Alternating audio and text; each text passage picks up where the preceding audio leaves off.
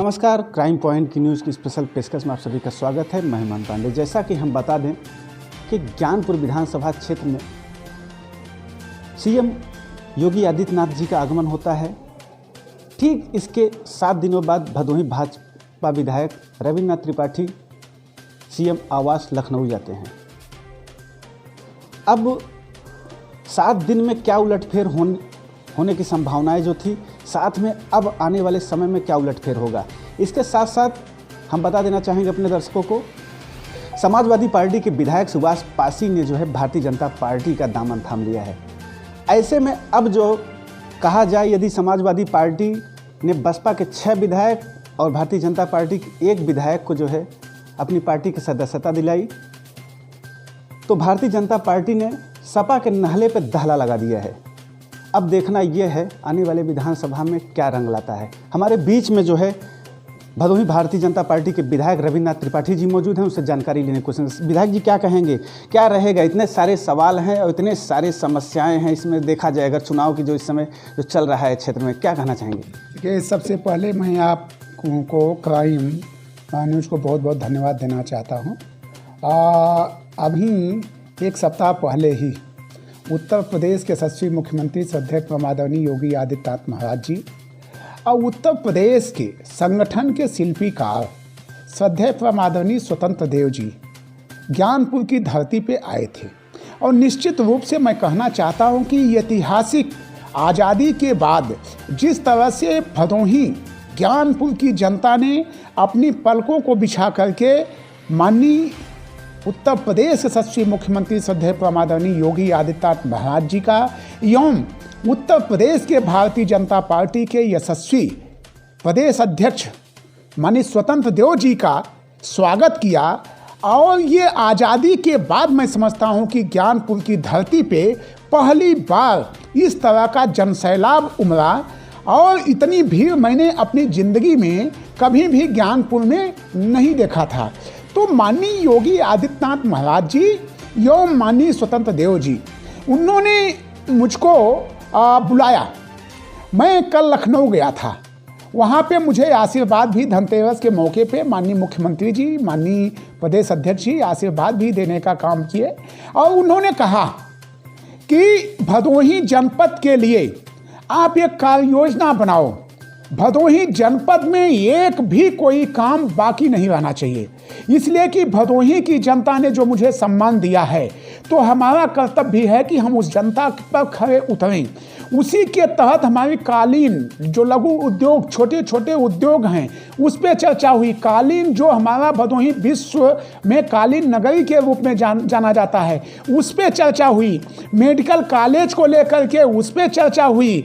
तमाम अन्य प्रोजेक्टों पे, जैसे हमारा कंधिया रेलवे फाटक है, माधो सिंह का रेलवे फाटक है, सुरजामा का रेलवे फाटक, ऊपरगामी सेतु के निर्माण के कार्य हैं, और पूरा 4 लेन की सड़क जो भदोही होते हुए आपका हमारे पूरे विधानसभा से होकर के जंघई मछली शहर, बनारस से मछली शहर तक जाएगी, उस पर चर्चा हुई।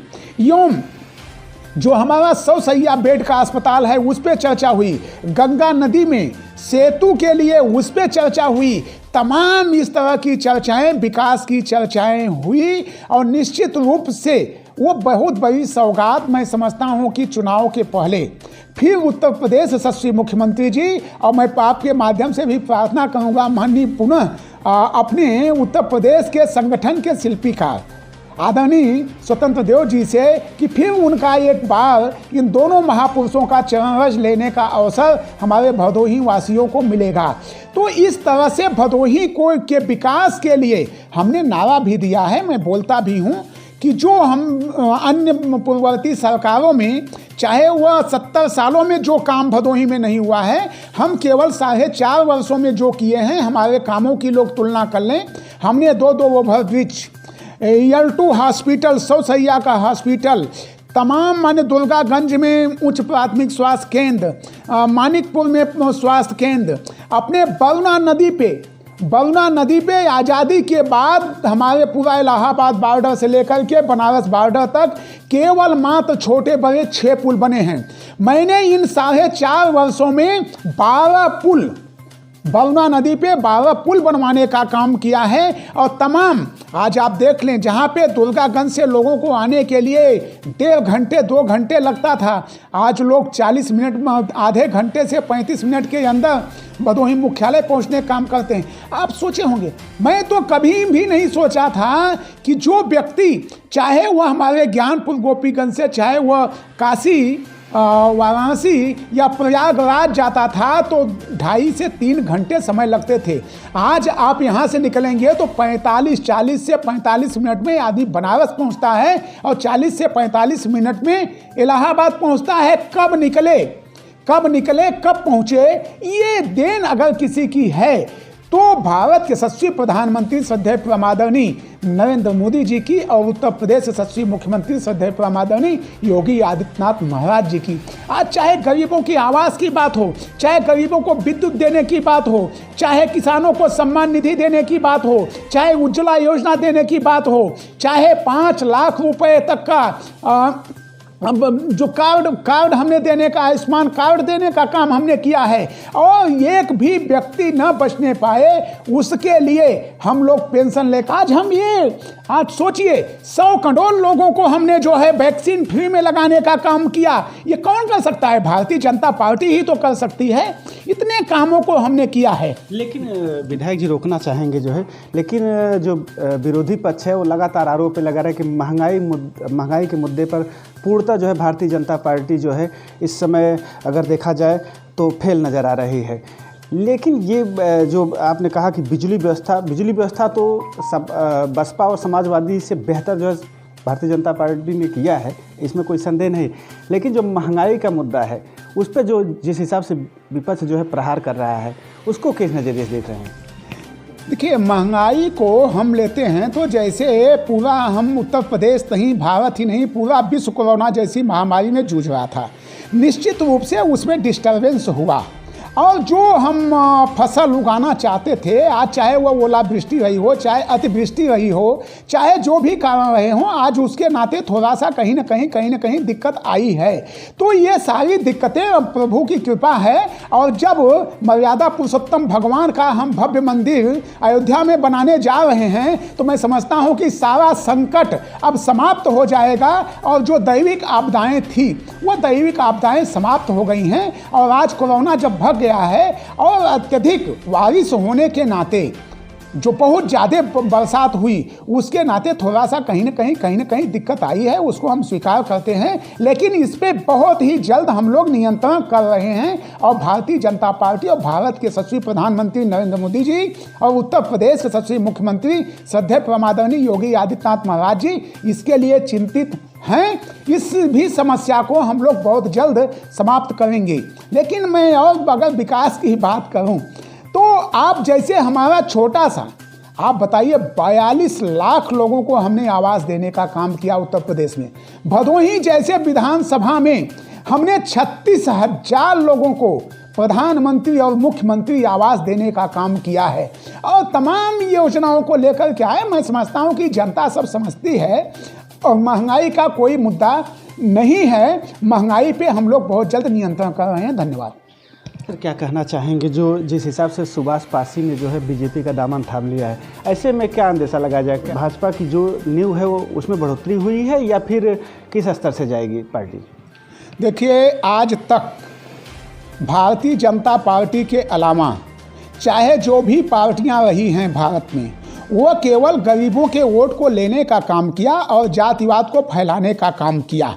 कभी कोई किसी को अपने पाले में जोड़ता था, कभी किसी को अपने पाले में जोड़ता था। लेकिन आप बताइए, मैंने तो कहा विकास की बात ना, आज एक समाज का पहले लोग, एक देसी में कहावत है ना कि अनहरा बाँटे सिन्नी अपने के देख देख, तो पहले के लोग जो थे केवल जातिवाद की राजनीति करते थे। लेकिन भारतीय जनता पार्टी कभी जातिवाद की राजनीति नहीं करती है।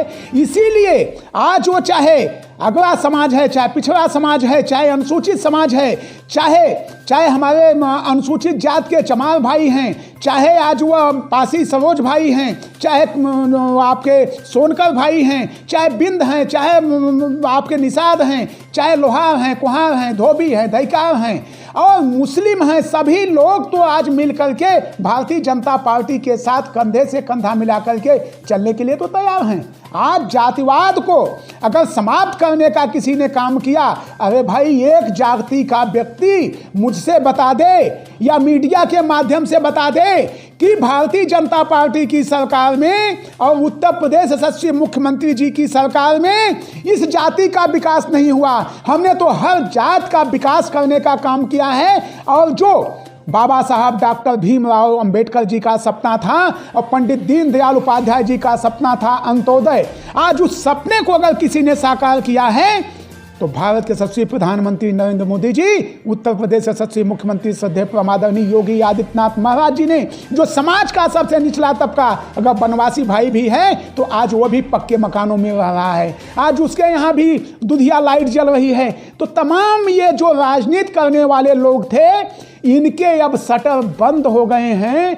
आने वाले समय में आप देखेंगे सुभाष पासी ही नहीं, तमाम ऐसे दिग्गज नेता, चाहे वह सपा के हैं, चाहे बसपा के हैं, चाहे अन्य पार्टियों के हैं, सभी लोग भारतीय जनता पार्टी में अपना विश्वास और आस्था यहाँ पे रखेंगे। तो वह भारतीय जनता पार्टी में सभी समाज के लोगों का हित है। धन्यवाद। विधानसभा चुनाव में जो है, इस बार विधानसभा चुनाव 2022 में आप जो है भदोही से जो है, भदोही या ज्ञानपुर सीट, कौन सी सीट से लड़ना चाहेंगे? देखिए, ये हमारे उच्च नेतृत्व का निर्णय है। पार्टी मुझे जहाँ से भी चुनाव लड़ाना चाहेगी, पूरे उत्तर प्रदेश की मैं बात कर रहा हूँ, हम लोग कर्म करते हैं, कर्म पे विश्वास रखते हैं। और जो हमने भदोही में किया है वो पूरा उत्तर प्रदेश जानता है। तो मुझे कहीं से भी चुनाव लगाया जाएगा, वो पार्टी का निर्णय है। पार्टी जहां से भी चुनाव लगाएगी वहां से चुनाव लड़ूंगा और लड़ करके निश्चित रूप से जनता का आशीर्वाद मुझको प्राप्त होगा, आशीर्वाद मिलेगा। वो तो जनता की अदालत है और जनता की अदालत में बहुत बड़ा जो फैसला होता है वो जनता बहुत सोच समझ करके करती है। और मैंने, हमारा 40 साल का राजनीतिक कैरियर रहा है, सेवा की भावना से अपना कर्तव्य पालन करता हूं। और निश्चित रूप से वही कारण है कि आज जनता, वो चाहे हमने 3 बार विधानसभा का चुनाव लड़ा, जीता, मैं ब्लॉक प्रमुख था, जीता, तमाम जगह से निर्विरोध मैंने चुनाव जीता। हमारा छोटा भाई, आज सोचिए भदोही जैसे जनपद का जहां 25 वर्षों से गुंडा माफियाओं का राज था जिला पंचायत में, भदोही की जनता ने आज जिले की प्रथम कुर्सी पे हमारे छोटे भाई अनिरुद्ध कुमार तिवारी को बैठाने का काम किया, जिला पंचायत अध्यक्ष चुनने का काम किया। तो हम लोगों को कोई चिंता नहीं है, जनता निर्णय करती है, पार्टी का निर्णय है। जहां से भी चुनाव लगा दिया जाएगा वहां से चुनाव लड़ूंगा और वहां से जनता का आशीर्वाद मिलेगा। धन्यवाद। प्रदेश में कितनी सीटें आने की संभावनाएं हैं इस बार? देखिए, मैं स्पष्ट कर देना चाहता हूं कि आप इस बात को जरूर क्लिप करके रखिएगा और फिर जब रिजल्ट आ जाएगा तब मुझसे पूछिएगा विधायक जी आप क्या कहे थे। हम 300 से 350 सीट के बीच में रहेंगे। हमको 300 के ऊपर ही सीटें मिलनी तय हैं, हम 300 प्लस रहेंगे। तो विकास को लेकर चलेंगे या कुछ और फार्मूलों को लेकर रहेंगे जनता के बीच में? हम विकास, हमारा विकास मुद्दा है। हमने तो नारा दिया है कि जो 70 वर्षों में लोगों ने नहीं किया, हमने केवल 4.5 वर्षों में किया है। हम विकास के मुद्दे पे चलेंगे। अरे आप सोचिए ना, जो गरीब भाई हैं, जो पन्नी के नीचे रहते हैं, जो मरई में रहते थे, आज मैंने उनको पक्का घर दिया। और मैं बताया, दोहराना नहीं चाहता हूँ, मैं दुधिया रोशनी दिया, मैं आज उनको पेंशन दे रहा हूँ, मैं आज उनको फ्री राशन दे रहा हूँ, मैं किसान सम्मान निधि से पैसा दे रहा हूँ, मैं आयुष्मान कार्ड दे रहा हूँ, मैं उज्ज्वला योजना से उनको गैस देने का काम किया है। क्या नहीं किया है? एक आदमी, एक परिवार की जो आम जरूरत होती है, वह सभी जरूरतों को पूरा करने के लिए भारतीय जनता पार्टी कृत संकल्पित है और वो योजनाएं लागू करने का काम कर रही है। धन्यवाद। भदोही में जो है, भदोही लोकसभा में टोटल जो है 5 विधानसभा क्षेत्र, 5 विधानसभा क्षेत्रों का क्या दौरा करेंगे आप? देखिए, बिल्कुल मैं 5 नहीं, आप 5 विधानसभा की बात कर रहे हैं। हमारे बगल में पहले मैं जौनपुर से विधायक था, मैं वहाँ भी दौरा करता हूँ, जौनपुर में भी जाता हूं। जौनपुर में 3 सीटें जो हमसे लगी हुई हैं, मैं वहां भी जाता हूं, चाहे मछली शहर है, मरगाहू है, जफराबाद है। आज भी वहां पे लोगों के यहां आना जाना हमारा लगा रहता है। उन 3 सीटों के अलावा 5 सीट पे तो मैं डेली जा रहा हूं, मैं प्रतिदिन जाता हूं। अभी मैं ज्ञानपुर में बैठा हूँ, भदोही से निकला, भदोही का निपटाने के बाद ज्ञानपुर में बैठा, ज्ञानपुर के बाद अभी अमराई में जाएंगे। अभी हमारा कार्यक्रम है वहाँ बॉर्डर पे गंगा जी पे दीप महोत्सव का, वहाँ जाएंगे। तो 5 नहीं बल्कि हम अपना टारगेट बनारस जाते हैं, सेवापुरी है बगल में, तमाम सीटें हैं, पिंडरा है। तो ऐसा नहीं है, हम देखिए पार्टी के लिए जहां भी मुझे जाना पड़ता है पार्टी की नीतियों को बताने का काम करते हैं और जो हमने विकास का काम किया उसको बताने का काम करते हैं। 5 साल एक हमारे सबके यहाँ बा ना कि जब खूब बढ़िया खेत निराई जाए, गोंद जाए तो बहुत अच्छी फसल होता। तो हम लोग तो 5 साल चलते हैं, 4.5 पौने 5 साल चलते हैं। जो भी जिम्मेदारी का पार्टी के लोग दे देंगे कि विधायक जी आपको 1 सीट 2 सीट 3 सीट और जिताना है, वो जितनी सीटें 2 सीट 3 सीट हमको दे देंगे, वो 2-3 सीट जिता करके दिखा दूंगा। और पूर्वांचल में मैं ब्राह्मण हूँ, मैंने ब्राह्मणों पे तमाम बात करने का काम किया है। आज पूर्वांचल का एक छोटा बच्चा से लेकर के चाहे जिस जात बिरादरी का है, चाहे ब्राह्मण है, चाहे जिस जात बिरादरी का है, वो मजबूती के साथ स्तंभ की तरह भारतीय जनता पार्टी के साथ खड़ा है और योगी बाबा आदित्यनाथ जी के साथ खड़ा है। एक एक ब्राह्मण उनके लिए आज पलकें बिछा करके पूर्वांचल का ब्राह्मण एक भी वोट कहीं करने वाला नहीं है, वो सीधे सीधे भारतीय जनता पार्टी को वोट करने जा रहा है। लेकिन सर रोकना चाहेंगे जो है विरोधी पक्ष तो यही कहता है कि सीधे जो है ब्राह्मणों की इस बार गाड़ी ज़्यादा पलटी है, ब्राह्मण जो है कहीं कहीं नाराज रहेगा। तो क्या रहेगा? आप एक ब्राह्मण जो है भदोही के भारतीय जनता पार्टी के ब्राह्मण विधायक हैं। भैया हमें एक ब्राह्मण की बात बता दीजिए, पूरे भारत की बात करूं या उत्तर प्रदेश की बात करूं, एक ब्राह्मण की बात बता दीजिए कि जो ब्राह्मण हो उसकी गाड़ी पलटी हो। एक की कोई नाम बता दीजिए, किसी ब्राह्मण की गाड़ी नहीं पलटी है। अपराधी अपराधी होता है, अपराधियों की जात नहीं होती है। अपराधी ब्राह्मण नहीं होता है। ब्राह्मण तो हमेशा पूजा पाठ करने वाला व्यक्ति होता है, वो हमेशा पूजा पाठ करता है। और ब्राह्मण कभी अपराधी नहीं होता है। जो अपराध करने वाले ब्राह्मण हैं वो ब्राह्मण नहीं हैं, वो अपराधी हैं। मैं इस बात को पहले भी कहा था, आज भी कह रहा हूँ, किसी भी ब्राह्मण भाई की एक गाली नहीं। ब्राह्मणों का जो सम्मान भारतीय जनता पार्टी में है, और जो उत्तर प्रदेश यशस्वी मुख्यमंत्री श्रद्धेय परम आदरणीय योगी आदित्यनाथ महाराज जी हैं, अरे उनका भी तो वह ब्राह्मण ही हैं। गेरुआ वस्त्र धारण किए हैं तो वो तो ब्राह्मण ही हैं। बिल्कुल। चलिए जो है ये हमारे बीच में भदोही भारतीय जनता पार्टी के विधायक रविन्द्रनाथ त्रिपाठी जी, जिन्होंने सीधे तौर पर कहा कि इस बार जो उत्तर प्रदेश में जो 2022 का चुनाव होगा वो विभिन्न विकास के मुद्दों को लेकर होगा। साथ साथ में इस बार 300 के पार आसानी से जो है भारतीय जनता पार्टी अपना परचम लहराएगी और प्रदेश में दोबारा जो है भारतीय जनता पार्टी की सरकार बनाएगी। कैमरा पर्सन दिनेश के साथ महेंद्र पांडे, भदोही, उत्तर प्रदेश।